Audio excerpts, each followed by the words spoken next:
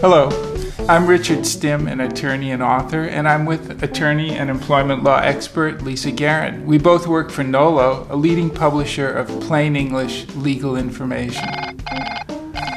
Lisa, do you mind if I take this? It's my wife.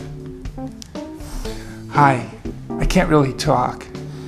I'm at work. I'm interviewing Lisa Guerin about her book, Smart Policies for Workplace Technologies. It's one of the books that's co-published by Nolo and the Society for Human Resources Management, SHRM. Oh, you're with the plumber now. I'll have to call you back. Lisa, as an employment expert, is that cool for me to take a cell phone call while I'm at work? Yeah, not necessarily.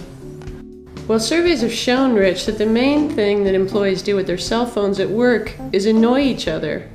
They do this through loud ringtones, inappropriate personal conversations, allowing their cell phone call to interrupt a meeting or a presentation, being rude to customers, and sometimes even being rude to coworkers while they're on the phone. Well, what's an employer supposed to do? I mean, you can't ban cell phones at work, can you? Actually, some companies do take that approach. I think for most of them, though, an outright ban is overkill. You can probably achieve the results you want by simply prohibiting them from using cell phones at certain times. That's the type of policy that I've included in Smart Policies for Workplace Technologies.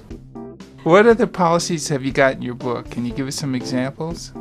Sure, I've included policies for the use of company computers and software, for email, of course, for surfing the internet, instant messaging, employee blogs and personal posts, for example, on social networks or on other websites, cell phone use, and also the use of portable computing devices such as laptops and PDAs and things like that. How's your company going to get in trouble if they don't have these tech policies? What can go wrong? Well, for example, an employee might be using the company email to send inappropriate messages to a coworker, or an employee might be using the company email, in fact, to take the company's own trade secrets. If you don't have an explicit policy giving your company the right to look at those messages, telling the employee that the messages aren't private, you may be facing an argument that you don't have the right to look at them. But another thing that tech policies do is that they tell employees what your expectations are. So the policies can also explain to employees why you're imposing these rules, the purpose the rules serve. And I think that that's a great deterrent for a lot of employees out there who really just don't know the ways that their behavior might get them in trouble, might get the company in trouble. Well, how do you respond to an employer's concern about an employee's right to privacy or freedom of expression? I think, employers have to walk the line between protecting their rights and protecting the company and giving employees the little bit of leeway. I've included all the policies on disk, and some of the policies have optional language that you can add.